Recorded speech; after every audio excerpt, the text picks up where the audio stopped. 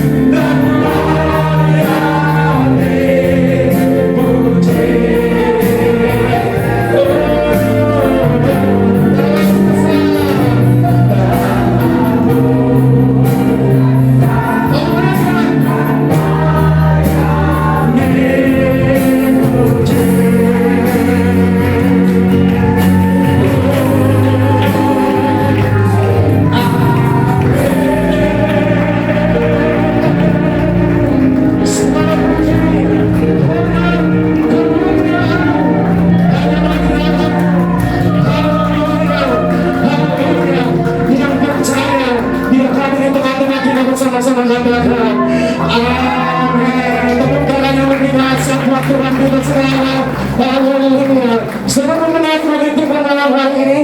Jangan menarik begitu tangan tangan saudara. Kemenangan tepuk tangan kami dengan seperti itu. Ya.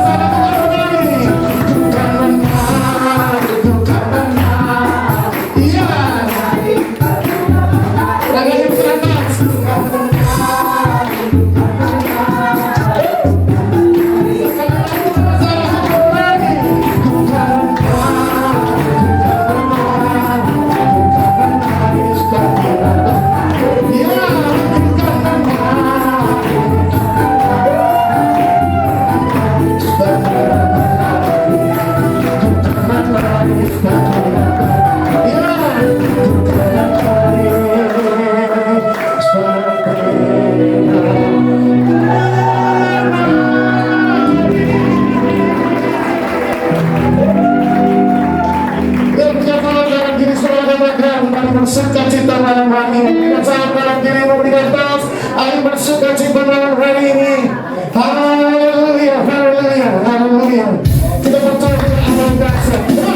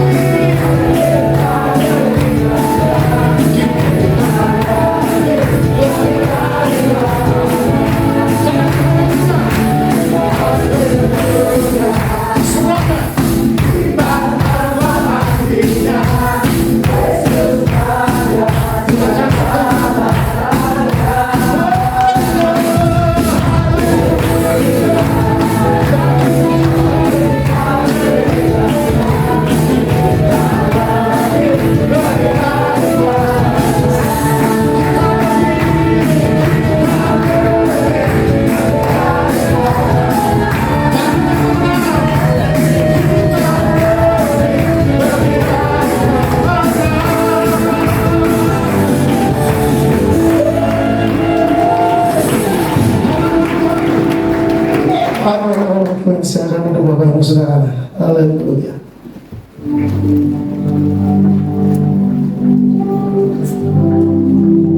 Terima kasih Tuhan. Sungguh indah hadirat-Mu di tengah-tengah kami malam hari ini.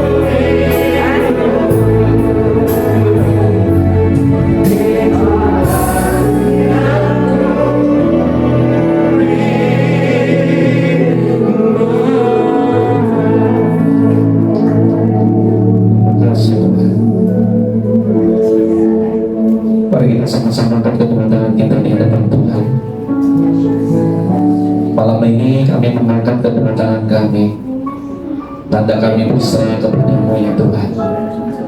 Dan aku berdoa Tuhan bagi malam hari ini kami buka hati kami, dan kami mempersilakan Roh Kudus bekerja di tengah-tengah kami. Engkau yang sudah ada di tengah kami, bergeraklah bekerja di tengah-tengah kami. Ambil alih semuanya Tuhan, dan hati kami terbuka untuk Engkau. Do everything you can do for your people in Express. Dan kami buka hati kami, yang kami mempersilakan Roh Kudus kuasai kami, baik kanan maupun kami semua. Biar Roh Kudus yang bekerja di tengah-tengah kami. Spirit of revelation, spirit of wisdom turun di tengah-tengah kami dan menguasai setiap hamba-Mu. Hamba sadar tanpa Tuhan aku gak bisa. Aku butuh Kau Tuhan, dan aku mau andalkan Kau malam hari ini. Dan kami mempersilahkan para malaikat Tuhan Kudus bekerjalah di tengah-tengah kami. Lakukan bagian kalian, layani umat Tuhan di tempat ini supaya mereka semua boleh mengalami Kristus secara nyata.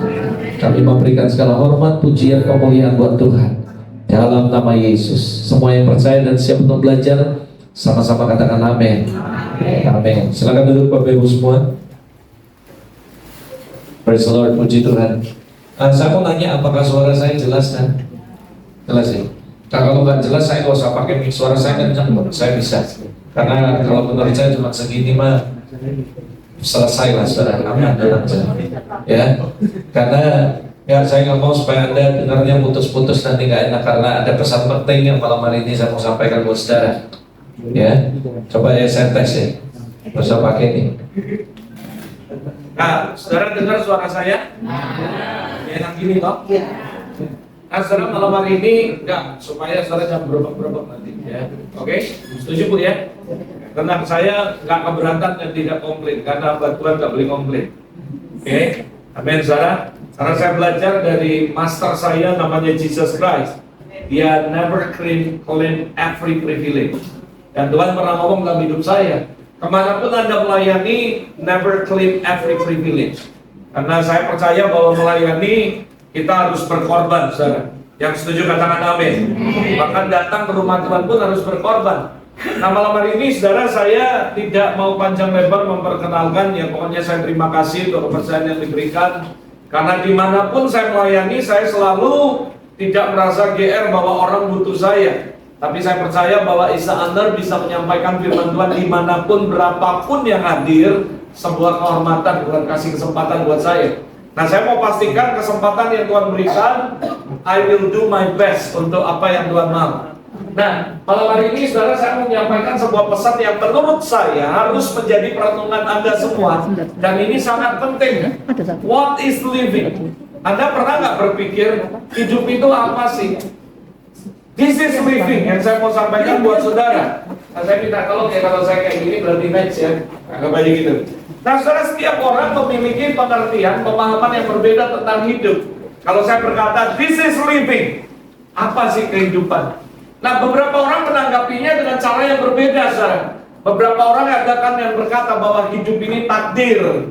Makanya kita nggak bisa menentukan pesta kita mau lahir di keluarga mana, anak siapa. Lalu kita ini memang ya ginilah, tiba-tiba kita mengalami kehancuran keluarga, kita mengalami ini, bisnis rusak dan sebagainya. Sehingga mereka berkata bahwa hidup adalah sebuah takdir, saudara. Buat saya fine, setiap orang bisa punya konsep pribadi masing-masing what is living. Nah, yang kedua, saudara, ada orang beranggap bahwa hidup ini panggung sandiwara. Makanya ada nyanyiannya. Hidup ini panggung sandiwara. Sehingga apa yang terjadi karena mereka menganggap sandiwara, ada begitu banyak drama-drama yang mereka lakukan dalam hidup mereka. Mereka pura-pura inilah, pura-pura inilah. Karena dalam konsep mereka hidup ini panggung sandiwara. Saya nggak tahu bagaimana dengan Anda. Tapi ada juga orang yang berkata bahwa hidup ini adalah kesempatan.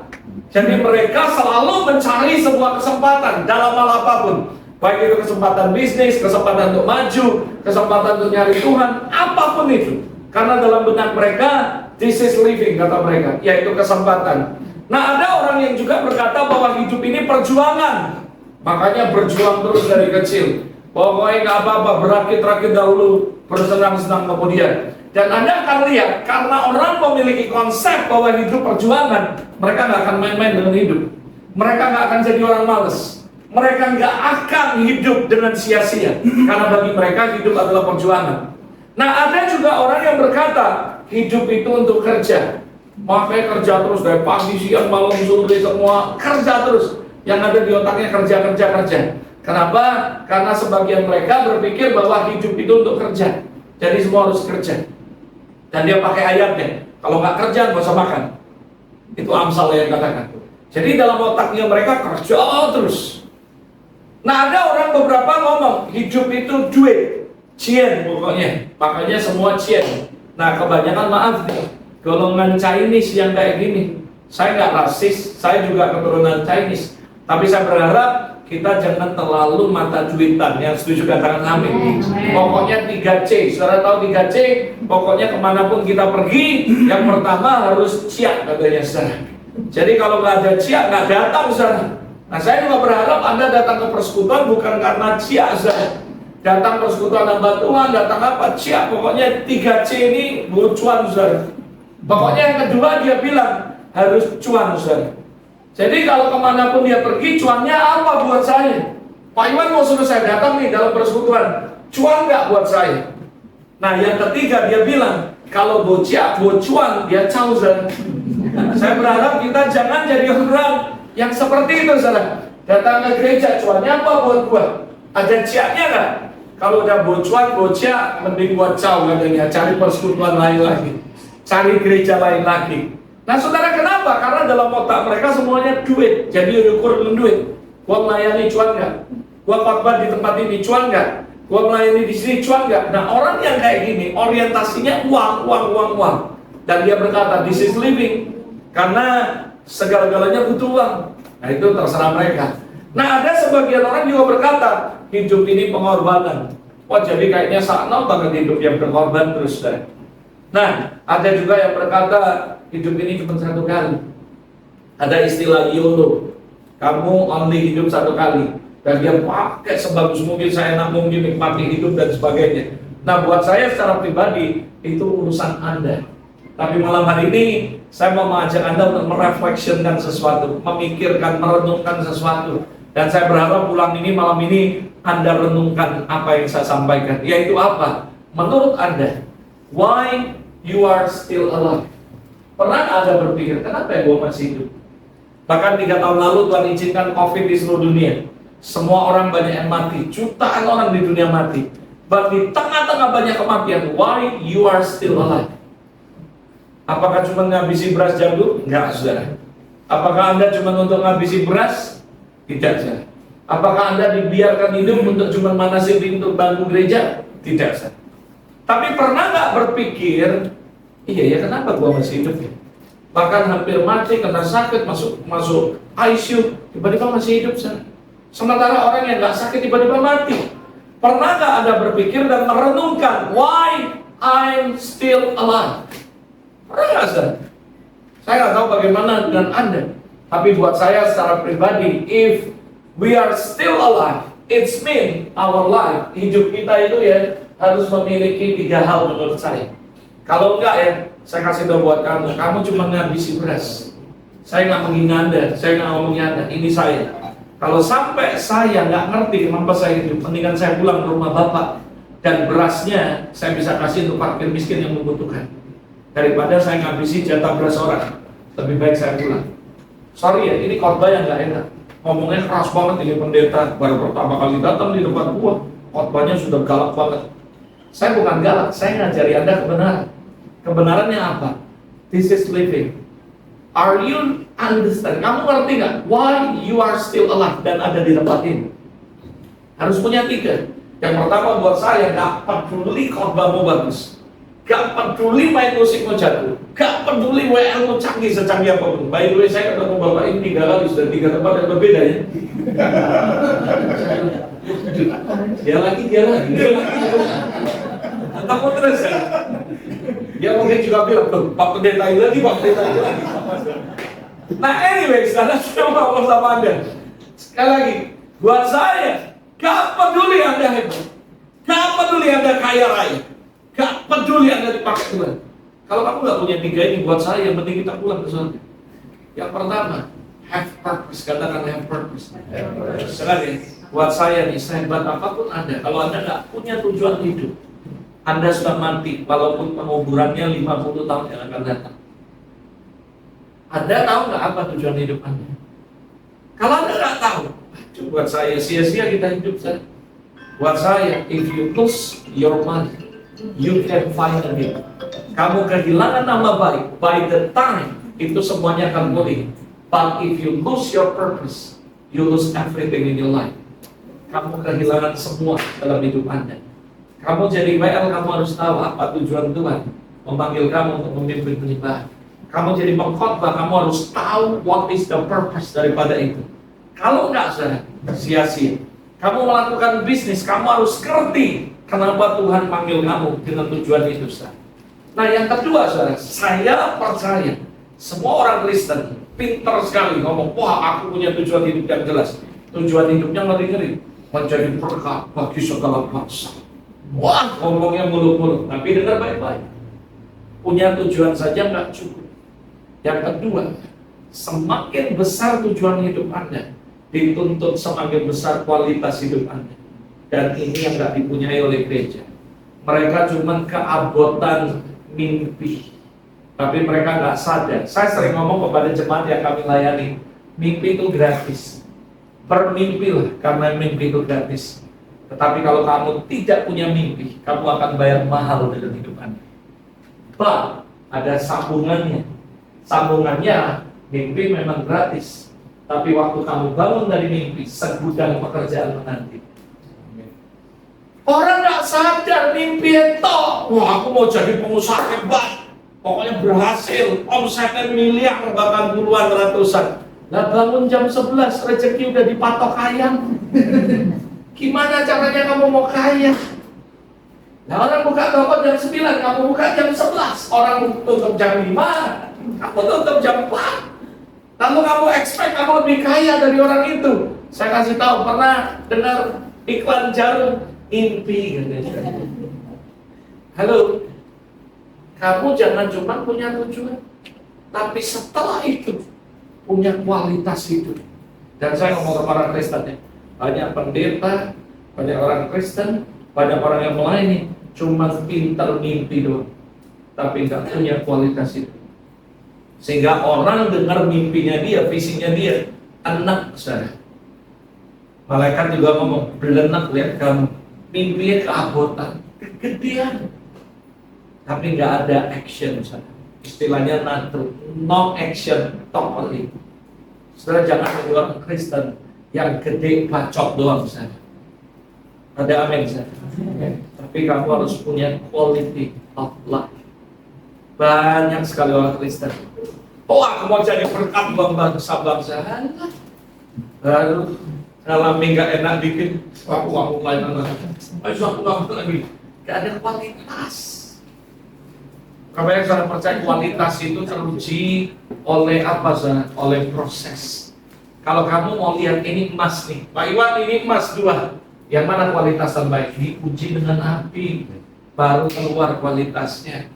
Orang Kristen akan diuji dengan segala macam proses, baru diproses kayak ini ngambek, mau pelayanan berhenti dan semuanya. Saya kasih tahu no quality.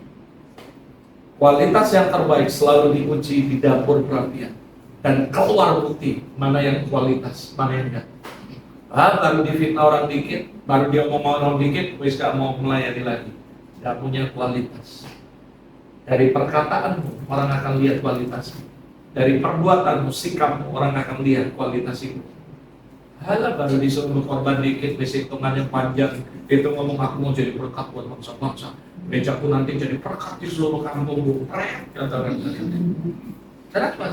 Mimpinya gede, kualitasnya nggak ada.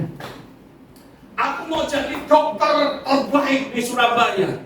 Lah baru-baru dokter sekolah nggak tamat-tamat. Gimana kualitas dokternya? Mau jadi manajer yang the best of the best. Dan nggak ngerti cara sales, dikasih target. Ya udah aku 100 juta sebulan omset, nggak bisa. Mimpinya menguasai Surabaya. Dari mana? Quality of life itu penting. Banyak saya menemukan, saya sedih saudara. Lihat pendeta, tapi cara hidupnya model gini. Lihat orang Kristen ngomongnya hebat banget, kalau khotbah jamin top sudah. Tapi begitu kamu tahu karakter hidupnya, haleluya, kamu bisa ngomong astagfirullahaladzim. Oh, model ini. Kenapa saudara? Karena no quality. Buat saya, kamu harus paham why you are still alive. Kalau kamu sadar tentang ini, dan kamu akan berkata, kalau aku masih hidup, karena Tuhan masih memberikan tujuan hidup dalam hidup. Aku nggak mau sia-sia. Aku harus punya kualitas hidup. Mulai bangun kualitas hidup yang baik saya. Ada amin saya. Saya ngomong sama Pak Iwan, kalau kita mau menjadi pengkhotbah yang baik, kita harus praktis terus supaya kita punya kualitas. Kita mau jadi guru yang baik, kita harus terus belajar supaya kita bisa ngajar dengan baik.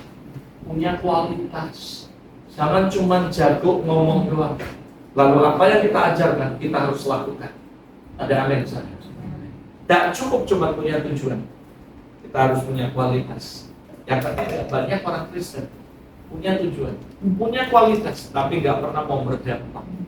Ini podoi dengan Tuhan kasih tahu kita, you are the light of the world. Kamu garam dunia. Kita harus memberi pengaruh buat orang lain. Saya memobilisasi semua jemaat di tempat kami melayani untuk memberkati gereja-gereja dan untuk pergi ke ladang misi. Kenapa? Karena Tuhan perintahkan kita bukan untuk stay dalam satu gereja membangun kenyamanan, membangun kerajaan kita, tapi Tuhan suruh kita go and make disciple to every nation.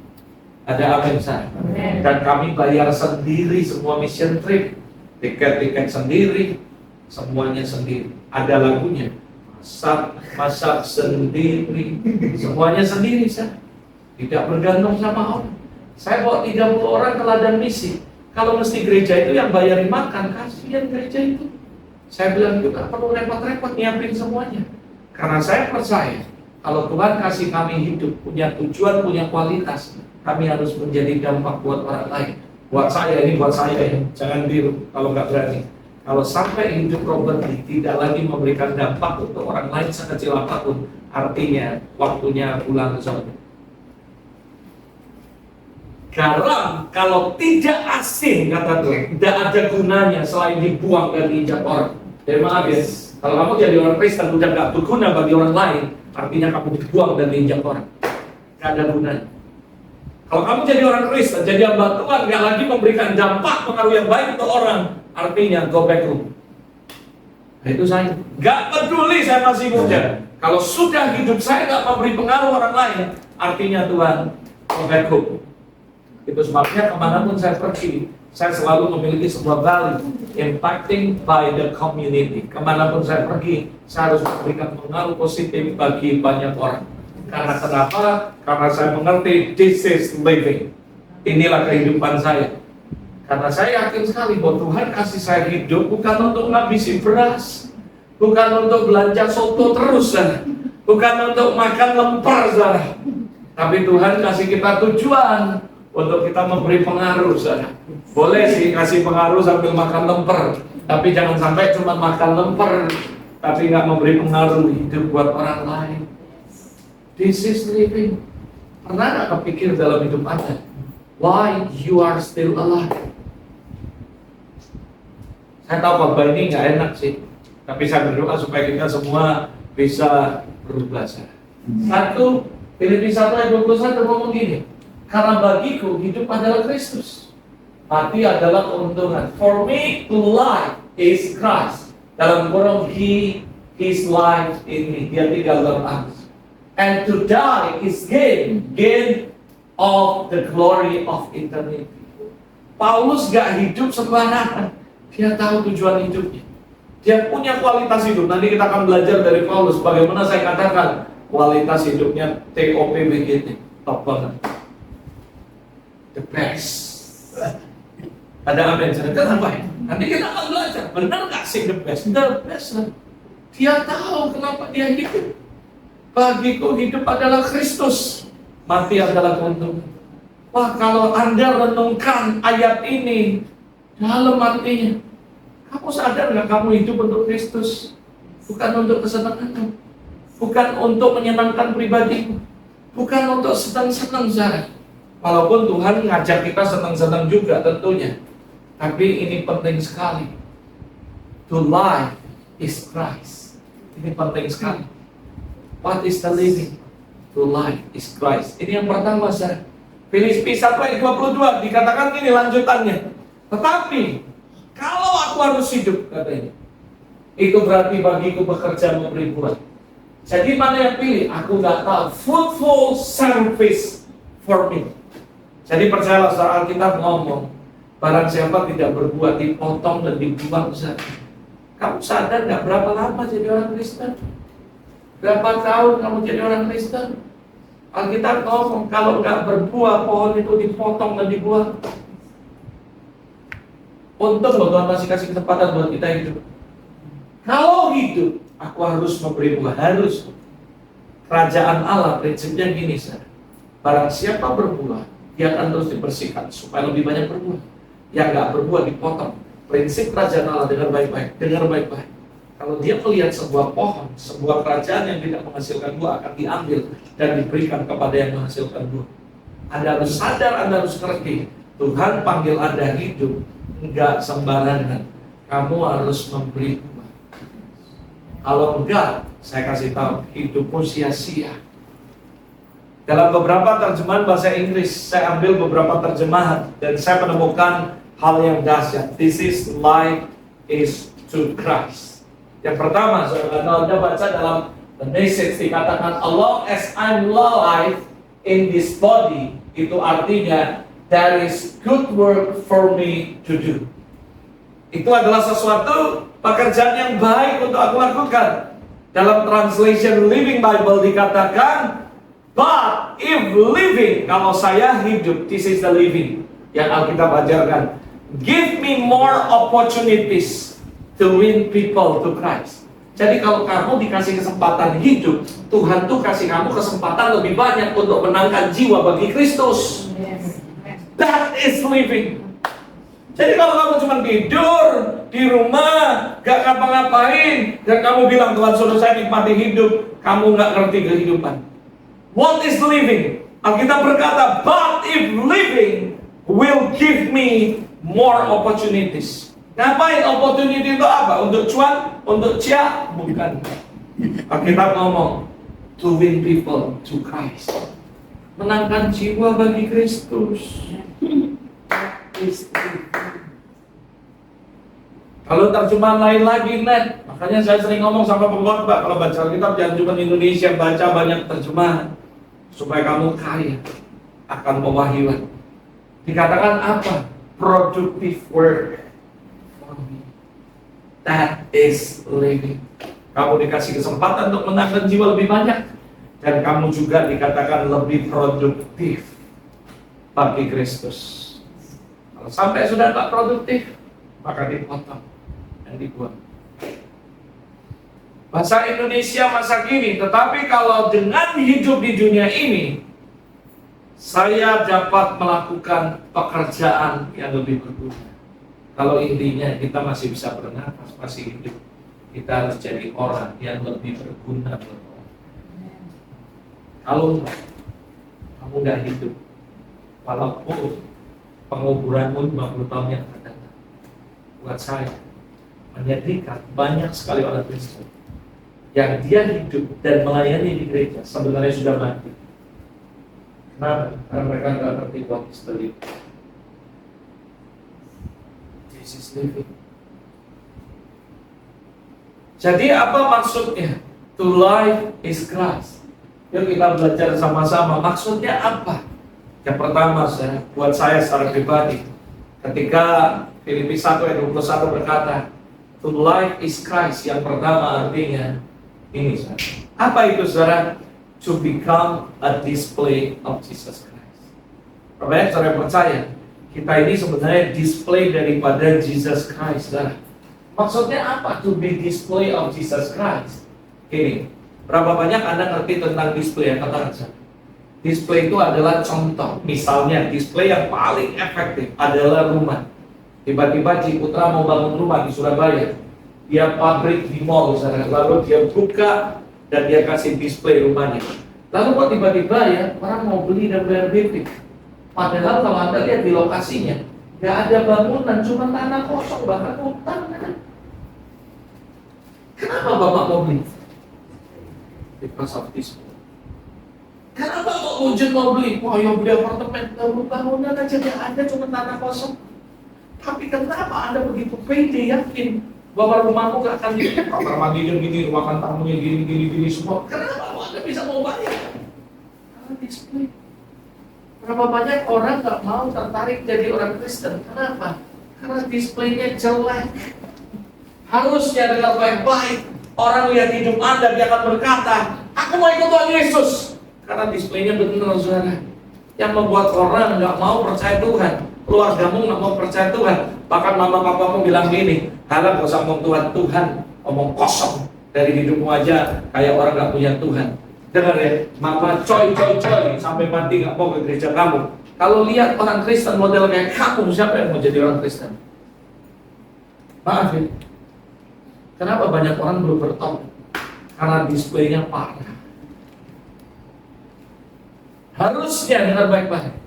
Orang lihat Anda, dia akan tahu tentang kerajaan surga. Orang lihat hidup Anda, mereka akan tahu tentang Kristus. Dan mereka akan tertarik. Ada satu nubuatan yang saya tunggu sampai hari ini. Semoga segera digenapi. Zakaria 8:23 ngomong gini, akan ada waktunya 10 orang dari berbagai bangsa, bahasa akan datang kepada Anda, memegang uca jubah Anda dan berkata, I will follow you because I hear God is with you. Tapi masalahnya itu nggak terjadi. Kenapa? Gereja nggak menjadi the display of Jesus Christ. Harusnya gereja menjadi sebuah display of Jesus Christ. Dan mereka berkata, kayak gini loh kerajaan Allah itu. Malah mereka ke gereja, ini setan atau surga. Saya pernah cerita tentang sebuah kesaksian. Ada seorang anak kecil nggak punya uang mau makan roti. Dia lihat di depan toko bakery dan kepingin banget makan roti, tapi nggak punya duit. Tiba-tiba ada satu bapak masuk, lalu dia keluar bawa satu kantong kresek isinya kue semua, dan dia kasih ke anak ini. Dan anak ini bingung, anak ini lihat di bapak ini, dan satu kalimat yang pertanyaan yang keluar, Are you Jesus? Pertanyaan saya, pernah nggak Anda ketemu orang dan orang lihat Anda dan berkata, Are you Jesus? Atau kebanyakan orang bilang, Are you setan? Kenapa? Karena kamu salibnya gede, tapi kelakuannya kayak setan. Saya kalau khotbah nggak main-main, saya khotbah serius dan tegas, Pak. Saya nggak mau main-main. Saya ngomong apa adanya. Lu mau tersinggung, puji Tuhan, artinya Tuhan suruh kamu bertobat dan Tuhan sedang bicara sama kamu. Kalau kamu baperan, kamu nggak cocok dengan khotbah Pastor Robert. Pastor Robert bukan khotbah yang enak di telinga. Tapi saya mau bangkitin loh saudara. Sorry, apa pandangan mertua Anda tentang Anda? Apa pandangan anak-anak Anda tentang Anda? Apa pandangan Anda, orang lain tentang diri Anda? Itu sangat menentukan apakah orang mau follow Kristus atau enggak. Kalau sampai pandangan orang salah, kamu jangan nyalain orang. Kamu bertobat dan berkata, Tuhan, aku mungkin gak jadi display yang baik. Seharusnya kita ini representatif daripada Christ Kingdom. Seharusnya orang lihat kita, dia lihat surga. Orang lihat kita, dia lihat Kristus dan berkata, I will follow you because I see with my eyes, I experience by myself. Yesus ada dalam hidupku. Harusnya itu orang Kristen. That is living. Jadi banyak orang Kristen, maaf, beribu-ribu maaf. Renungkan firman Tuhan malam hari. Why you are still alive? Kenapa kok masih hidup sampai sekarang? Saya ngomong sama Anda, gereja nggak butuh KKR. Sorry ya, saya bukan gereja yang suka KKR. Gereja nggak butuh KKR, saya berani katakan. Gereja butuh anak-anak Tuhan sadar what is living. Dan mereka menjadi the display of Jesus Christ. That's it, more than enough. Semua dunia bertobat, terima Tuhan. Gereja nggak butuh KKR. Gereja nggak butuh gedung gede. Gereja nggak butuh sound system yang bagus sebenarnya, saya. Kalau kamu jadi display of Jesus Christ yang benar, everybody will follow Christ. Jangan depend on sound system. Saya lihat segini 2 kali lipat aja saya bisa tambah mic Pak Iwan. Saya nggak bergantung. Saya nggak tertarik dengan itu. Dan saya cuma satu, setiap ibadah kau harus hadir dan bekerja. Itu lebih penting dari semua. Nah, kita bukan keren-kerenan. Ada orang ngomong gini sama saya, Pastor Robert, khotbahnya 30 menit, oke, gak masalah. 10 menit, oke, saya bisa. Kenapa tadi saya totalitas khotbah di tempat ibu? Karena saya masih ada, saya kepingin kasih yang terbaik buat Anda. Lah buat saya secara pribadi pendeta mau khotbah 10 menit, 1 jam sama kok. Betul gak? Saya gak cari uang. Saya mau pakai kesempatan yang ada untuk memberitahu Anda kebenaran. Saya nggak peduli, saya nggak expect apapun khotbah dimanapun. Kalau mau jujur, ngomong kasar, tuh kok khotbah 10 menit dan 1 juga amplopnya sama. Tapi saya kan nggak cari apa. Saya mau mencari Anda kebenaran. Kalau ada orang ngomong, oh waktu udah habis waktu, oke saya setep. Gimana kok repot? Gampang kok saya pulang. Lalu kita bisa ke gentong masa-masa. Gampang buat saya selesai. Tapi saya mau kasih tahu buat Anda. Saya menggunakan waktu yang ada untuk menyampaikan kebenaran buat Tuhan. Karena banyak gereja tidur. Saya kasih tahu ya, gereja nggak butuh KKR hebat. Mombok kamu undang orang terkenal dari Amerika, dari Afrika yang paling hebat sekalipun, kalau mereka nggak ngerti bagaimana become the display of Jesus Christ, malah yang ada jadi munafik. Orang akan ngomong, alah, udah, Pak Saru paling kencang. Tapi kalau marah sama orang tua juga paling kencang. Ada orang Kristen munafik. Saya ketemu banyak orang yang bukan Kristen. Mereka bilang, Pak Pendeta, saya ini ketemu banyak orang Kristen munafik. Pakai topeng. Kalau di gereja semuanya kayak malaikat. Holy, kudus. Udah sampai rumah, mengerikan. Keluar tanduk semua. Kenapa banyak orang Kristen, banyak orang luar yang nggak mau percaya Tuhan? Karena kita nggak jadi display of Jesus Christ. Ini apa tuh? Kalau hidupmu jadi display of Jesus Christ, saya percaya mama papamu akan bertobat. Wargamu pasti akan bertobat di mata dan dia akan lihat Kristus dalam hidupannya. Mama saya bertobat bukan karena orang lain, tapi lihat hidup saya berubah. Dan buat saya, ini kita mau jujur. KKR nggak membawa banyak pertobatan. Yang membawa pertobatan banyak adalah ketika hidup kita berubah dan orang tahu. Kalau kita tanya orang Kristen, paling susah itu menangis siapa? Orang akan bilang keluarga sendiri. Betul nggak saya? Dan alasannya gini, karena Nabi ditolak di dalam rumah sendiri. Saya tidak setuju. Saya tidak setuju. Paling mudah menangis adalah keluarga yang paling dekat dengan kita, karena dia yang paling tahu busuk-busuk kita. Kalau kamu ngomong gitu, karena kamu nggak ngerti what is living. Saya ngomong sama anak muda, dengar ya, yang paling menangis, paling gampang adalah keluargamu sendiri, orang tua ketika hidupmu. KKR membuktikan survei, cuma sekian persen masuk. Tapi perubahan itu membawa semua keluarga bertobat. Ingat Tuhan bilang, satu orang dimenangkan, seisi keluarga dimenangkan. Betul nggak bisa? Lalu kita ngomong, amin, yes. Lalu kita nggak jadi display of Jesus Christ. Sampai Tuhan Yesus datang, keluarga pun nggak bertobat. Percaya kata saya. Jangan mengklaim firman Tuhan, mendeklarasi sampai mulutmu bengkok, orang nggak bertobat.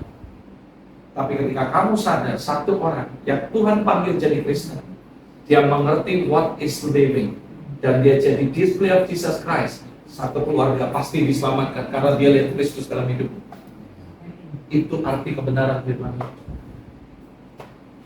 Jangan kamu pikir, wah hidup kamu nggak sungguh-sungguh lalu semua keluarga kamu bertobat. Enak banget. Kamu yang punya responsibility untuk berubah sehingga keluargamu melihat Kristus dan mereka bertobat. Di tempat saya nggak tertarik dengan perpindahan gereja. Karena buat saya pertumbuhan gereja yang terjadi sekarang bukan pertumbuhan tapi urbanisasi. Sakit hati pindah gereja sini, sakit hati pindah gereja sini. Saya korbankan banyak di banyak tempat. Dia lagi, korban di sini ada lagi, korban di sini ada lagi. Jadi dia kalau meninggal saya nggak tahu siapa yang kuburin saya. Yang banget di mana-mana. Itu urbanisasi. Pertumbuhan rohani revival adalah orang yang nggak kenal Tuhan, bertobat terima Yesus dan memberi diri dibaptis. That is revival. Tapi kalau kita undang pembicara top dengan artis semua orang datang, that is not revival. Itu cuma celebrate kayak disco. Wah, filmnya bagus, wah semua nonton. Celebrate. Saya kasih tahu it's not revival. Saya kasih tahu gereja nggak butuh kata. Gereja butuh kita sadar dan become the display of Jesus Christ. Semua pasti bertobat. Zakaria 8:23 akan terjadi. Aku mau ikut kamu karena aku lihat Tuhan nyata dalam hidup. Ayo gereja bertobat, sadari, jadilah dewasa. Yang kedua, what is the meaning life is Christ? Nah ini sorry agak gelap saya. Artinya yang pertama, to become a display of Jesus Christ. Yang kedua, to become a treasure of Christ. Nah ini penting sekali buat kita. Filipi 3 ayat 7-8 ngomong gini. Tetapi apa yang dahulu merupakan keuntungan bagiku, sekarang kuanggap rugi karena Kristus. Ini Paulus yang ngomong. Malahan segala sesuatu yang kuanggap rugi karena kenalan akan Kristus Yesus Tuhanku lebih mulia dari semuanya. Oleh karena dialah aku telah melepaskan semuanya dan menganggapnya sampah supaya aku memperoleh Kristus. Maksudnya apa? Jadi perbendaharaan. Perbendaharaan itu adalah tempat yang paling berharga. Pertanyaan saya, siapa yang paling berharga dalam kehidupan Anda? Dan yang paling penting, Anda dipanggil untuk menjadi perbendaharaan Tuhan. Sehingga orang lihat hidup Anda punya nilai yang tinggi. Perbendaharaan bicara tentang value, tentang nilai yang sangat tinggi, tentang sangat berharga. Apakah kamu berharga di mata Tuhan? Apakah hidupmu punya value yang berharga? Atau kamu cuma dianggap, ini perbendaharaan apa? Gak punya nilai. Saudara, saya sering ngomong sama pendeta, kamu itu kayak genset, tinggal kamu punya nilainya berapa. Kapasitasnya 10.000, berarti kamu bisa membangkitkan 10.000. Kapasitasnya 100, kapasitasnya berapa? Sadar gak? Anda dipanggil Tuhan menjadi treasure of Jesus Christ. Artinya perbendaharaannya, semua kekayaan, kelimpahan, kemuliaan ada dalam kehidupan Anda. Because you are the treasure of Jesus Christ. Paulus ngomong, semua yang aku anggap rugi, sekarang untung karena Kristus. Dan dia menganggap semuanya sampah, karena gak penting, gak berharga. Dan dia menjadikan Yesus satu-satunya yang paling bernilai, yang paling berharga dalam kehidupan. Apakah Anda menjadikan Yesus yang paling berharga? Dan Yesus juga menganggap Anda berharga di matanya. Kita dipanggil berkata, life is Christ. Paulus ngomong, to become the display of Jesus Christ. Life is Christ. Dia ngomong, dia jadi perbendaharaan, dia menganggap Yesus harta yang paling berharga lebih dari yang lain. Dia ngomong, semuanya sampah. Nah, orang banyak nyari duit semuanya, disuruh nyari Tuhan nggak mau. Dan dia nggak menganggap Jesus the treasure, harta yang berharga dalam kehidupannya. Sebenarnya ada dua sisi yang harus kita mengerti mengenai bagian ini. Yang pertama, bagaimana kita melihat hidup kita. Dan yang kedua, bagaimana kita melihat Yesus bagi hidup kita. Sebenarnya bicara tentang the treasure of Jesus Christ, dua sisi. Bagaimana Anda menilai hidup Anda, dan bagaimana Anda menganggap Yesus memiliki sebuah nilai yang penting dalam hidup Anda. Buat saya, Christ is enough. Makanya dia bilang, semua itu ya sampah bagi Paulus dan gak berarti. Dan yang paling berarti, paling bernilai bagi dia adalah Yesus. Ada amin, saudara. Itu pengertian kedua tentang life is Christ. Yang ketiga, saudara, life is Christ, the meaning artinya to sacrifice for Christ. Jadi kalau Anda berkata hidup itu bagiku adalah Kristus, mati keuntungan, baru disuruh pergi pakai transport sendiri, karena udah klaim sana klaim sini. Menurut saya dia nggak ngerti what is living. Saya KKR di salah satu desa, tadinya 2 hari jadi seminggu. Saya nggak jadi pulang. Kenapa? Mereka 60 kilo jalan kaki datang ke KKR itu, dan mereka sujud nangis. Pastor Robert, please stay. Kami jalan 60 kilo hanya untuk datang ke KKR ini. Masa kamu pulang? Saya ngomong sama teman-teman, lihat-lihat, ini siapa yang kita tinggal? Oh Tuhan, ini aku putus lagi. Paling gampang kan gitu. Ini aku putus lagi. Saudara, saya hancur hati. 60 kilo jalan kaki hanya untuk datang dalam proses. Buat saya, kalau Anda berkata life is Christ, artinya to sacrifice for Christ. Pagi-pagi orang capek tidur, kita bangun cari Tuhan. Sacrifice because life is Christ. Ngomongnya gampang. Wah Tuhan, bagiku hidup adalah Kristus. Mereka bilang pret. Korban sedikit nggak mau, korban waktu nggak mau, korban tenaga nggak mau tuh Tuhan. Lalu sok-sokan ngomong hidupku adalah Kristus, mati adalah keuntungan. Halah, dulu waktu kerusuhan milik pribumi. Gak ada yang ngomong sama saya majelis gereja. Oh iya pastor, waktu kerusuhan itu kacau, kami suruh anak-anak buat tulisan ini, lalu tulis milik pribumi. Itu majelis gereja. Katanya bagiku ada Kristus, mati adalah keuntungan. Baru nggak punya duit, marah-marah sama Tuhan. Wah, kamu nanti pelajari. Katanya mau berkorban untuk Tuhan. Baru mengalami proses penderitaan. Saya tadi cerita sama Pak Iwan di jalan sambil kami ke sini. Saya paling kagum dengan salah satu tokoh namanya Paulus. Karena dia punya CV berbeda dengan CV pendeta sekarang.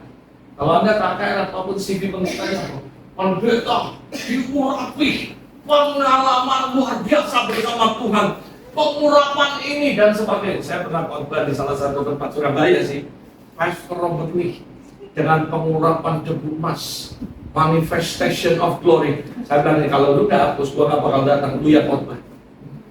Saya ngomong, I cannot do that. Only Jesus can do. Saya sampai hari ini saya kaget. Setiap kali saya melayani, saya khotbah, saya nyebat. Saya ngalami manifestasi sampai sekarang. Tapi saya nggak nolak. Ini saya ketemu teman saya, cuma 5 butir paling titik sana. Wah, Tuhan menyatakan kemuliaan. Saya mau ngomong sama Anda serius nih. Many time, many place. Ketika kami melayani, Tuhan menyatakan banyak manifestasi supranatural. Tapi buat saya secara pribadi, that is not living. Living saya adalah saya harus jadi to become the treasure of Jesus Christ. Yesus lebih penting daripada semuanya ini. Yang kedua, yang paling penting saya harus ngerti. Saya harus jadi the display of Jesus Christ. Gak boleh sombong, gak boleh berlaku. Semua hanya karena Tuhan. Saya datang ke satu tempat, saudara. Pastor, I'm ready for judgment. I cannot bring for you even one. Saya memang mengalami banyak manifestasi. But secara jujur, that is the Lord, is not me. Tadi pagi saya cerita di tempat Pujun, wah saya ini spesialis. Karena saya punya spesialis urapan kesembuhan. Saya nggak berani ngomong itu. Karena kita cuma pipa. Kita cuma mesti pastikan pipa ini bersih. Supaya kita bisa salurkan. Kita bukan sumber. Saya nggak bisa doain kesembuhan buat Anda. Saya nggak bisa berbuat buat Anda. Saya nggak bisa menumpang tangan dan Anda sembuh. Kecuali saya jadi pipa dan minta Tuhan menyalurkannya. Saya sadar, Lee, kamu cuma bukan sumber, tapi kamu cuma perantara, saluran. Ingat, tidak ada satu pendeta pun yang punya pengharapan spesial. Semua itu Jesus yang tulis. Kita cuma jadi saluran. Jangan pernah orang kesurupan lepas semua kasih, not you. Kita cuma saluran, sumbernya Tuhan, bukan saya. Saya bernubuat santan, saya mendoakan orang sakit sembuh many time, manifestasi terjadi, but the secret bukan saya sumbernya. Saya cuma pastikan hati saya bersih. Tuhan ngomong, always make your heart clean and empty. That is the secret how you can work and working with glory. Itu yang Tuhan ajarin. Jadi pastiin kamu bersih aja. Jadi saya ngomong sama Anda, saya nggak mau ya aneh-aneh. Saya ngalami banyak, saudara ngalami manifestation, batu, permata, segala macam, ratus-ratusan. Mereka tahu, mereka kenal saya. Mana pernah saya upload di media sosial satu. Ya. Bahkan baru-baru ini orang tanya, kenapa kamu nggak aktif? Saya sudah 1 bulan nggak buka Instagram, Facebook, segala macam. Orang bilang itu ajaran apa lagi? Nggak ada ajaran sih. Saya cuma merasa kadang-kadang wasting time buka Facebook 3 jam 1 hari. Baca Alkitab nggak pernah 3 jam. Bagaimana ada berkata, this is living life for Christ. Waktumu lebih banyak untuk Facebook daripada dulu. Kamu berani ngomong life is Christ. Saya kasih tahu sekarang, mikir kalau ngomong. Jangan ngomong dulu baru mikir. Kalau Christ is life, life is Christ. Artinya Tuhan itu prioritas buat kamu. Bukan yang lain. Kalau saya nggak mati, nggak buka Instagram. Saya nggak mati buka Facebook. Orang bilang, wah itu kan kamu harus khotbah di media supaya banyak dikenal orang. Nggak perlu. Ya orang lain mau terkenal silakan. Tapi tujuan utama saya ngomong the purpose of the Christianity dengan baik-baik. It's not to become famous. It's not to become rich. It's not to become popular. Jadi what is believing? Dengan to become like Jesus. That is. Kalau mau jadi terkenal, jangan jadi pendeta, jadi artis sekalian. Tanggung kalau jadi pendeta. Kalau mau ngetop jangan jadi WL. Jadi tuh ikut Indonesia Idol sekalian, ngetop sudah. Saya mau terang-terang. Saya nggak anti dengan semuanya. Tapi saya melepaskan ambisi saya untuk jadi terkenal, jadi kaya raya, jadi ini semuanya. Yang saya inginkan cuma satu, Tuhan penyata dalam hidup dan berjalan bersama. Saya nggak peduli. Jadi kalau baca KKR kan selebarannya, wah bagus-bagus. Ya terima kasih Bu, Anda sejalan. Saya tanya, ada teman saya kan nanya, dia mau datang, saya nggak tahu datang atau nggak, teman punya teman. Saya bilang, oh saya nggak tahu, saya nggak tanya, saya nggak minta, saya nggak ini, saya tanya Bu Jun, sorry loh Mas Robin, dia nggak buat flyer, nggak apa-apa. Saya nggak mau mana sih nggak buat flyer, cuma saya datang, nggak apa-apa, malah cocok. Saya juga nggak mau dipromosi, bila perlu nggak usah live-livean. Saya nggak tertarik. Jujur saya mungkin pendeta yang antik, saya nggak mau jadi terkenal. Itu saya, yang orang lain terserah. Nah, baca ini biografi Paulus, nih Pak Iwan, ini biografi. Mana ada orang buat CV kayak gini? Buat CV kayak gini nggak laku. Pendeta buat CV gini nggak akan diundang KKR. Pendetanya sial kayak gini kalau dia nggak enak. Pendeta apa kayak gini coba? Paulus menulis biografinya dia, CV-nya dia bilang gini. Apakah mereka pelayan Kristus? Nah, ditanya kamu. Kok pelayan Kristus bukan? Dia bilang ini, aku berkata seperti orang gila, aku lebih banyak berjerih lelah, lebih banyak sering dalam penjara, didera di luar batas, kerap kali dalam bahaya maut. 5 kali aku disesat. Setiap kali 40 kurang 1 pukulan atau 39 kali. 3 kali aku didera, 1 kali dilempari dengan batu, 3 kali mengalami kapal kalam. Sehari semalam aku terkatung-katung di laut. Kalau biografi pendeta tulis ini, KKR kayak ini gak laku. Ngapain kamu ikut pendeta sial? Dia mengalami kesialan terus. Nah, saya lanjut lagi. Dalam perjalananku, aku sering diancam bahaya banjir, penyamun, bahaya pihak orang Yahudi ini dan sebagainya, bahaya kota, bahaya gurun, bahaya laut. Dan semuanya aku banyak berjerih lelah, kerap kali tidak tidur, lapar, dahaga, puasa, kedinginan, tidak punya pakaian, tidak menyebut banyak hal lain lagi. Urusanku sehari-hari yaitu untuk memelihara sebuah jemaat. Kalau kamu punya pendeta kayak gini, sayangi benar-benar pendeta ini. Ini dia ngomong, bagiku hidup adalah Kristus. Life is Christ.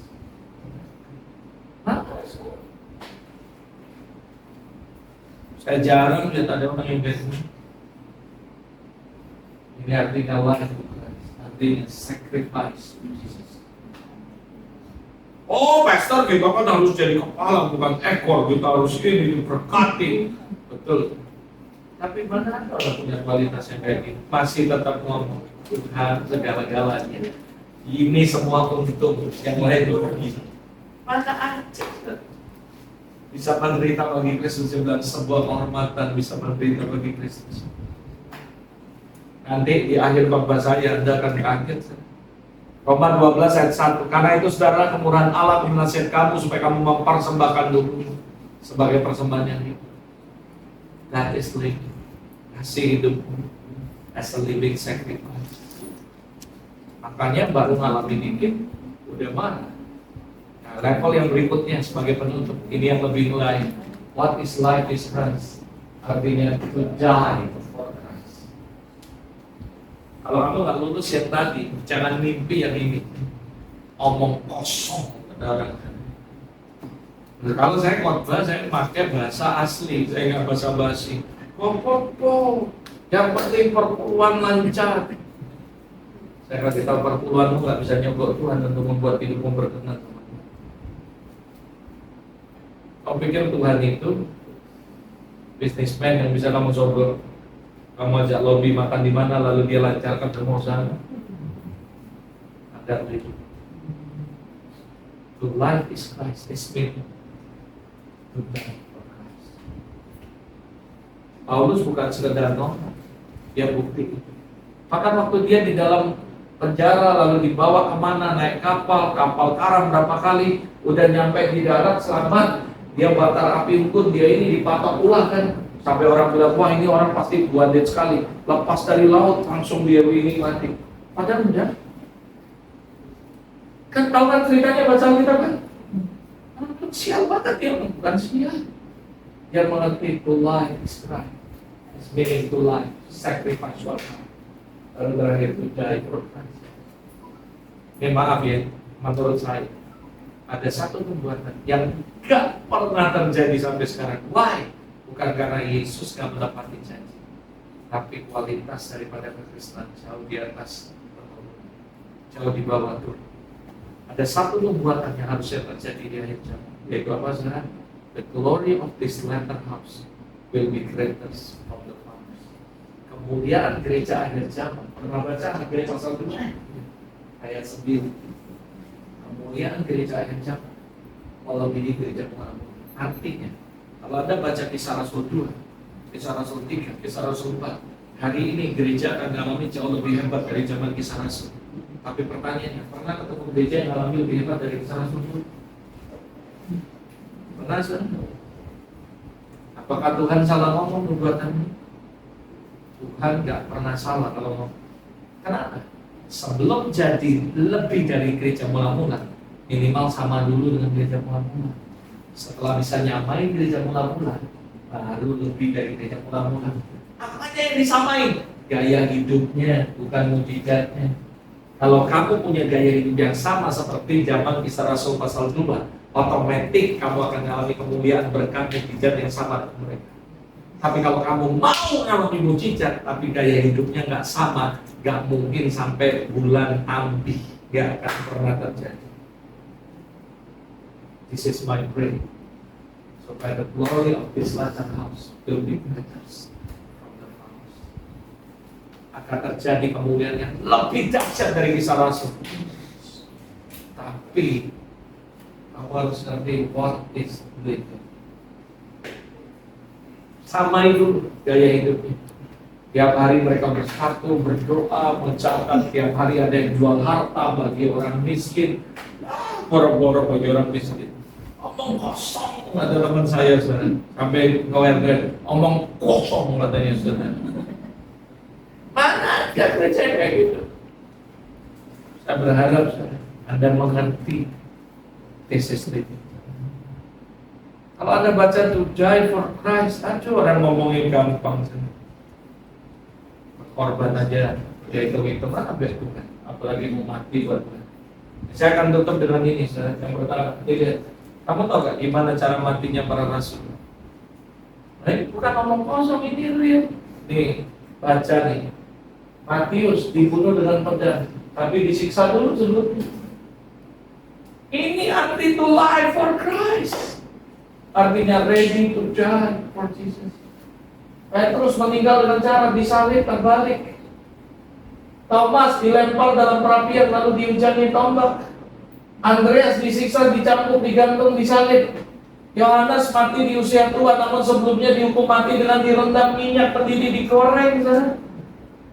Yakobus anak Alfeus dilempar dari atas gunungan Bait Allah. Bartolomeus meninggal dihukum cambuk sampai kulitnya hancur dan lepas. Coba satu lagi. Yakobus anak Zebedius meninggal dengan dipenggal di Yerusalem, tapi sebelumnya disiksa dulu.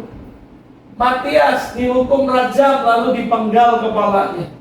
Markus diseret hidup-hidup dengan kuda, tubuhnya hancur tersayat-sayat karena batu tajam di jalan. Jalanannya nggak sama dengan sekarang. Dulu batunya gede-gede, cedok pakai itu saudara. Bukan aspal saudara. Bukan pakai konblok. Jalannya kasar. Paulus disiksa dengan kejam lalu dipenggal, juga mengalami penyiksaan yang lama di penjara. Yudas, Simon, orang Zelot, Filipus meninggal semuanya di Sardis.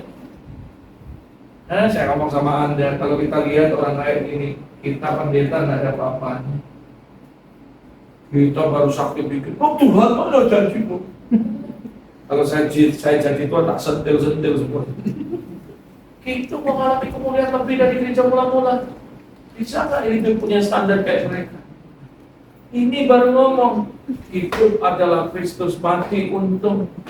Nah kita belum mati aja cari cuan terus. Orang-orang mau cari keuntungan. Kita aja 3C, kalau bocuan kita caw, ngapain ikut Yesus? Artinya kayak gini, saudara. Malam ini mikir renung dia ya Tuhan. Aku ini berarti selama ini habisi beras doang, gak ngerti what is living. Saya berharap malam ini kita bertobat sama-sama. Yuk kita tundukkan mata.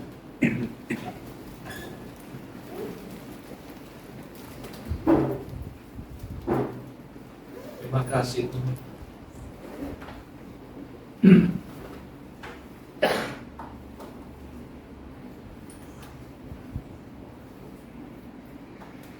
Yuk kita sama-sama renungkan firman Tuhan malam ini. Apakah Anda mengerti what is living? Pernah nggak Anda merenung dalam hidup Anda? Tuhan, kalau aku hidup sampai hari ini, itu anugerah. Aku tahu kalau Kau masih kasih aku kesempatan hidup, bahkan 3 tahun lalu waktu pandemi banyak terjadi kematian di mana-mana. But I'm still alive. Karena aku tahu You have the purpose in my life, dalam hidup aku. Aku harus ngerti what is living. Anda jangan merasa aku udah tua, Western, beda dengan yang lain. Saya banyak kenal di Alkitab, ada seorang namanya Hana, 45 tahun. Dia masih berguna bagi kerajaan Allah. Dia puasa, dia doa, dan dia adalah seorang nabi. Gak peduli Anda masih tua sekali, sudah tua sekali. Selama Anda masih hidup, artinya Tuhan masih kasih kesempatan buat Anda untuk memberi pengaruh buat orang. What is living? Menurut pikiran saudara, beberapa orang living adalah cari duit. Ya itu terserah. Hidup kesempatan, hidup pengorbanan, hidup ini dan sebagainya. Saya nggak tahu bagaimana Anda menanggapi hidup Anda. Tapi hari ini saya berdoa, ini kebenaran yang kamu nggak bisa tolak. What is living? Is the life for Christ. Apakah Anda selama hidup sampai dengan hari ini benar-benar hidupmu untuk Tuhan atau untuk kesenanganmu? Apakah benar hidupmu kamu pakai untuk Kristus atau untuk kebanggaanmu? Mencapai ini, berhasil ini, supaya orang tahu siapa aku, untuk pembuktian diri. Atau Anda berkata, I don't care about anything. Bagiku hidup adalah Kristus. Lord, this is my life. I give it to you as a living sacrifice, sebagai korban persembahan yang hidup. Saya nggak menghakimi Anda, saya nggak lebih baik dari Anda. Tapi I encourage you, come on, dedicate again your life for Christ. Kalau selama ini hidupmu sudah nyimpang terlalu jauh daripada nilai yang Tuhan taruh dalam hidup Anda, katakan malam ini, Tuhan, I make decision in my life. If I live for Christ. Kalau aku hidup, artinya aku hidup untuk Kristus. Because this is the living. Hari ini kalau ada orangnya dengan berkata, Tuhan, aku mau mendedikasikan kembali hidupku untuk Engkau, untuk kemuliaan Engkau. Anda bisa bangkit berdiri di tempat duduk Anda, angkat tangan Anda, berdoa sama Tuhan, bilang, Tuhan, this is my life. I give to you as a living sacrifice. Thank you, Lord. Hanya bagimu segala pujian, seluruh hidupku ku persembahkan hanya bagimu kemuliaan. Kau Yesus layak ditinggikan, hanya bagimu segala pujian, seluruh hidupku aku persembahkan malam ini buat Engkau Tuhan, hanya bagimu kemuliaan. Kau Yesus layak ditinggikan. Mari dengan segenap hatimu katakan, hanya bagimu Tuhan. Malam ini seluruh hidupku aku persembahkan kepadamu ya Tuhan, hanya bagimu kemuliaan. Kau Yesus layak ditinggikan, hanya bagimu segala pujian, seluruh hidupku ku persembahkan hanya bagimu kemuliaan. Kau Yesus, ayo dengan segenap hati katakan, Lord, this is my life. Aku persembahkan sebagai persembahan yang hidup, yang kudus dan yang berkenan kepadamu. Ku persembahkan hanya bagimu kemuliaan. Kau Yesus layak ditinggikan, hanya bagimu segala pujian. Katakan dengan segenap hatimu, this is my life, God. Malam ini aku persembahkan hidup di atas mesbamu, di atas altarmu ya Tuhan. Kau Yesus layak ditinggikan. Kami mengangkat kedua tangan kami, tanda kami berserah. Malam hari ini terima kasih untuk firman-Mu, terima kasih untuk pesan-Mu buat setiap kami. Malam hari ini Tuhan kami mengucap syukur kalau Kau masih tegur kami, Engkau masih menasihatkan kami. Dan Tuhan ampuni setiap kami kalau selama ini kami menggunakan waktu-waktu yang ada yang Tuhan berikan, kehidupan yang bernilai tinggi yang Kau berikan, tapi kami tidak menggunakannya dengan baik. But tonight, Lord, we make decision in our life. We want to recommit again our life into your hand. Kami mau kembali mendedikasikan hidup kami, Tuhan. Malam ini kami persembahkan as a living sacrifice. Hamba berdoa Tuhan, biarlah setiap kami mulai hari ini menyadari bahwa hidup kami dipanggil to become a display of Jesus Christ. Ketika orang melihat hidup kami, mereka melihat Kristus dalam hidup kami. Kami tahu bahwa kami dipanggil to become the treasure of Jesus Christ. Dan kami berdoa Tuhan, biar kami mengerti bahwa Engkau adalah harta yang tak ternilai dalam hidup kami. Engkau lebih berharga dari semua kekayaan kami. Engkau lebih berharga dari semua kehambatan atau apapun. Engkau lebih berharga dari semua yang kami miliki, Tuhan. Dan kami juga berdoa biar kami menyadari bahwa kalau kami hidup to sacrifice for Christ. Kadang-kadang Tuhan kami terlalu banyak hitung-hitungan. hitungan waktu, hitungan tenaga, bahkan hitungan dalam hal keuangan dengan Engkau. Tapi malam ini kami menyadari this is the living, supaya kami nggak lagi hitung-hitungan dan kami sadar bahwa kami harus hidup dan kami juga harus berani untuk berkorban dalam waktu, dalam tenaga, dalam semua keberadaan kami ya Tuhan. Dan kami menyadari bagiku hidup adalah Kristus, mati adalah keuntungan. Aku tahu Kau bukan menginginkan semua kami mati secara jasmani, tapi yang terpenting matikan semua kedagingan, keduniawian yang menguasai kehidupan kami. Supaya ketika kami hidup kami sadar, kami mengerti bahwa hidup kami punya tujuan Tuhan. Kami punya kualitas hidup yang baik, sehingga gak malu-maluin Engkau Tuhan. Gak jadi batu sandungan untuk orang lain. Tapi ketika orang lihat kami, dia lihat kualitas yang kuat, yang baik, yang Kristus. Sehingga mereka boleh bertobat ketika mereka melihat kehidupan kami. Dan hidup kami bisa memberi pengaruh, memberi impact, dampak kepada orang. Dan apa berdoa, biar kami semua malam ini menyadarinya. Sekali lagi kami angkat tangan kami. This is our life, oh God, as a living sacrifice.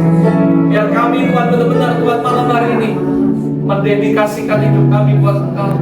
Bapak, Hamba-Mu sudah selesai, tapi aku berdoa lanjutkan, bicara terus dalam hati mereka dan mampukan mereka supaya mereka terus menyadari this is living.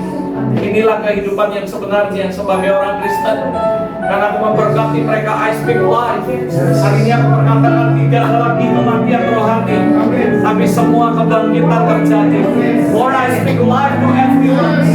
Spirit, body, and soul will be live in the name of Jesus. Live in the name of Jesus. And I speak restoration. Roh jiwa tubuh mereka akan dipulihkan, disegarkan kembali di dalam nama Tuhan Yesus. I speak breakthrough. Mulai hari ini terobosan demi terobosan akan terjadi atas hidup mereka. Dan terutama Tuhan, terobosan rohani terjadi atas hidup mereka. I speak blessing, glory in Jesus mighty name. Terima kasih Bapak. Sekali lagi Hamba-Mu menyerahkan Tuhan, semua pemberitaan firman sudah selesai. Lanjutkan apa yang Kau lakukan di tengah-tengah kami Roh Kudus. And we give back to you all the glory, all the praise. Terima kasih Bapak, terima kasih. Yuk kita angkat tangan, kita ucapkan syukur sama Tuhan. Semua ucap syukur, bersyukur sama Tuhan. Thank you Holy Spirit for your glory, for your praise, for your mercy, oh God, oh God, oh God. Thank you Lord. This is me. Thank you for your Spirit. Thank you Lord for your Spirit.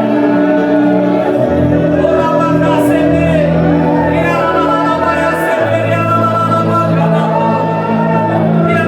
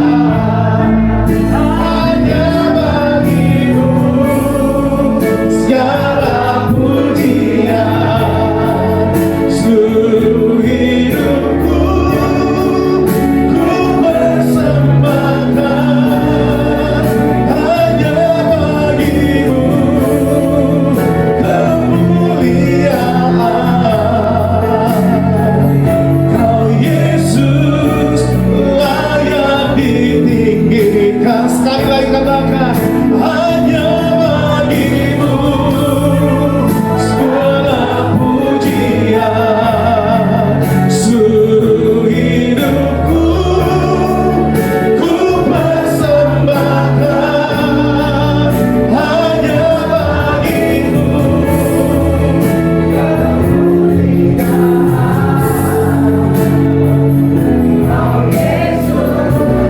Layak ditinggikan, Kau Yesus layak ditinggikan, Kau Yesus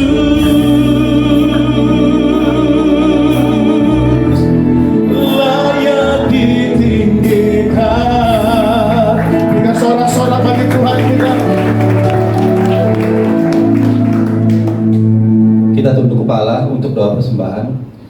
Bapa di sorga, terima kasih Bapa buat malam hari ini. Terima kasih buat kebaikan-Mu ya Bapa. Terima kasih buat firman-Mu Bapa, buat kebenaran-Mu. Kami tahu hidup kami mempunyai tujuan ya Bapa. Kami tahu hidup kami harus berkualitas. Dan kami tahu Bapa, hidup kami harus berdampak Bapa. Dan itu hanya untuk kemuliaan bagi nama-Mu ya Bapa. Sekarang kami akan melakukan bagian kami untuk memberikan persembahan. Kau berkati Bapa setiap tangan-tangan Bapa yang memberikan persembahan. Biarlah kami pakai ini hanya untuk kemuliaan bagi nama-Mu. Di dalam nama Tuhan kami berdoa. Haleluya. Amin. Sambil kita memberikan persembahan, kita akan dengarkan pengumuman. Silakan ya Tuhan. Makasih pada Pastor Roberti dan juga untuk Cik Jun dan juga rekan-rekan yang baru datang dari Solo. Selamat malam. Senang bergabung di tempat ini, dan juga untuk rekan-rekan yang hari ini mungkin ada yang baru, saya ucapkan selamat datang. Ibadah di tempat ini setiap hari Sabtu 1 bulan sekali, tapi kita juga akan menyesuaikan jadwal dengan pembicara. Untuk ibadah selanjutnya di bulan depan akan kita japri ya, kita kabari lewat WA masing-masing. Oke, terima kasih, selamat malam.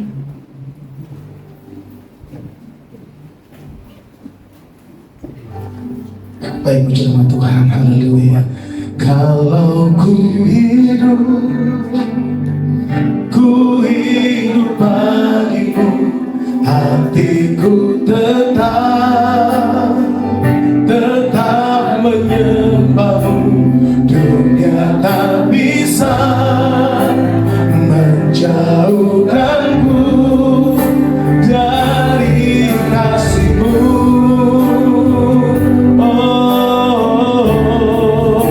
Selama ku hidup bagimu, mataku tetap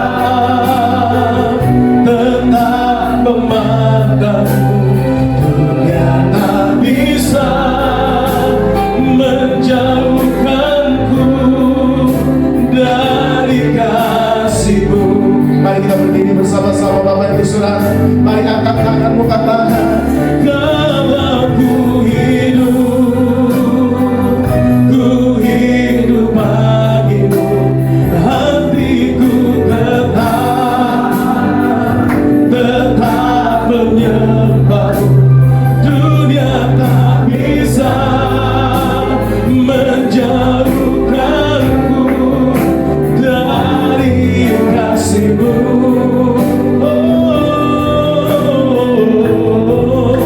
Selama ku hidup bagimu, mataku tetap memandangmu.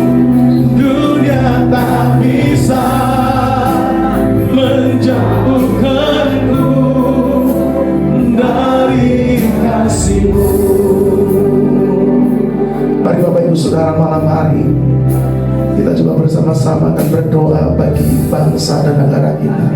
Sebab itu untuk doa bagi bangsa dan negara, kami serahkan kepada Ibu Magda untuk memimpin di dalam doa bagi bangsa dan negara kita.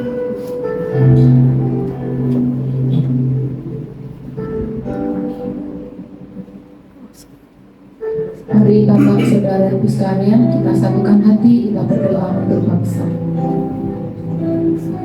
Terima kasih Bapak untuk malam hari ini Bapak, untuk kesempatan yang Kau berikan kepada kami. Kalau Engkau sudah kumpulkan tempat ini, kami percaya Bapak, itu semua rancangan-Mu, tidak ada yang satu kebetulan Tuhan. Kami malam hari ini, kami bersatu hati Tuhan, untuk berdoa untuk bangsa kami Bapak. Kami lepaskan blessing untuk bangsa kami Bapak. Kami percaya Tuhan, matamu tertuju atas bangsa kami. Tuhan, berikan kami kesatuan hati, untuk kami bersama-sama Tuhan. Kami percaya Bapak kuasa menyata atas bangsa kami. Kami lepaskan blessing Tuhan untuk pemerintahan atas bangsa kami. Engkau berikan hikmat-Mu, oh turun Tuhan atas pemerintah, sehingga apapun Tuhan rancangan boleh terjadi atas bangsa kami. Kami lepaskan blessing Tuhan atas bangsa kami, sehingga bangsa kami Tuhan menjadi bangsa yang murah sadar pangan, aman damai sejahtera, kerajaan yang kondusif Tuhan, merata, bahkan sampai yang paling bawah mereka boleh merasakan kasih. Kami rindu Tuhan ini waktu, sehingga banyak jiwa-jiwa dimenangkan untuk Engkau. Itu kerinduan kami Bapa. Oh, kami percaya Tuhan, Indonesia dipulihkan, Indonesia jadi mercusuar dunia, bahkan Indonesia Tuhan jadi berkat bagi banyak bangsa. Terima kasih Tuhan.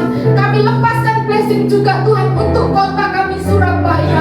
Tuhan, bangkitkan roh doa atas kota kami, biar roh doa itu menyala-nyala Tuhan, sehingga Tuhan kota kami berbeda dengan kota yang lain. Kami rindu Tuhan, bangkitkan Tuhan roh anak-anak muda Tuhan, supaya mereka boleh punya roh yang menyala-nyala, takut akan Engkau. Itu kerinduan kami.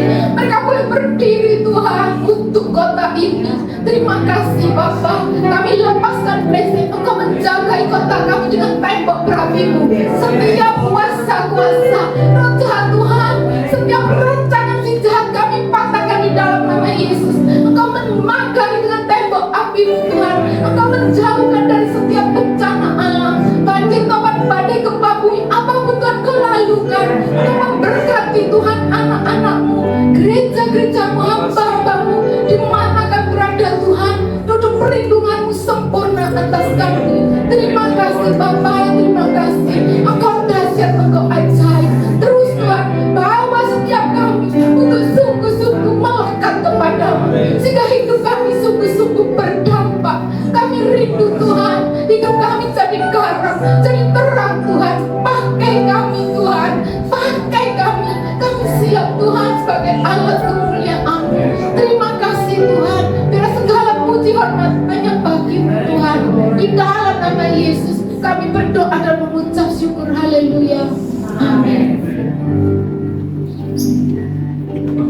Jadikan aku indah yang Kau pandang lihat, seturut karya-Mu di dalam hidupku.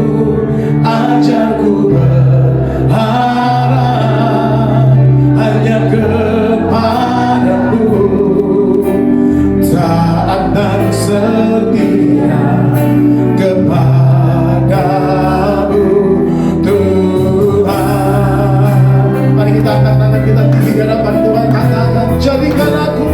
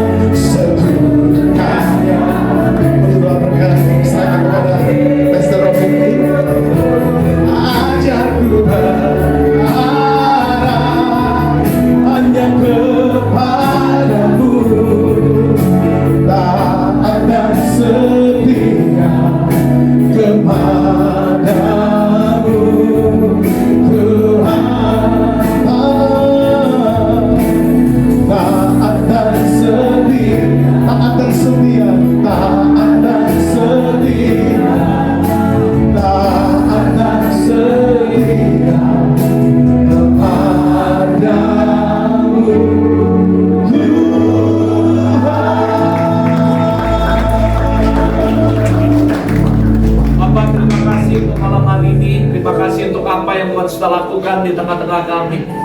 Sekali lagi Tuhan, kami percaya semua firman yang sudah ditabur tidak akan pernah kembali dengan sia-sia. Kami berdoa Roh Kudus mampukan setiap kami, supaya kami bukan cuma mendengar, tapi melakukan apa yang kami pelajari malam hari ini bersama-sama. Terima kasih kalau sebentar kami akan pulang. Sekali lagi kami berdoa, sertai setiap umatmu dimanapun mereka pergi, kemanapun apapun yang mereka kerjakan, biar tangan kemurahan Allah menyertai hidup mereka. Terima kasih Tuhan sudah pimpin ibadah ini dari awal sampai akhirnya. Terima kasih untuk kehadiran-Mu, terima kasih untuk semua yang Kau lakukan dalam kehidupan kami. Sebentar kami akan pulang, kami mengangkat kedua tangan kami. Curahkanlah berkat-Mu di tengah-tengah kami. Jemaat yang dikasih Tuhan, hari ini kalau kau dengar baik-baik firman Allah dan kau menjadi pelaku akan firman-Nya, maka firman Tuhan datang kepadamu. Tuhan akan mengangkat engkau atas segala bangsa. Tuhan akan terus menjadikan engkau kepala dan bukan ekor. Engkau akan terus naik dan tidak akan turun. Tuhan akan membiarkan musuhmu datang menyerang kau, tapi bertujuh jalan mereka akan lari daripadamu. Diberkatilah apapun yang dikerjakan oleh tanganmu, oleh karena Tuhan menyertai-Mu, sehingga setiap orang melihat engkau akan berkata, Tuhan ada dan nyata dalam hidupmu. Dan cinta kasih dari Tuhan Yesus dan persekutuan dalam Roh Kudus untuk membawa Anda semakin dekat dengan Tuhan dan berjalan bersama Tuhan, menjadi bagian saudara mulai hari ini sampai selama-lamanya. Semua yang menerima berkat sama-sama katakan,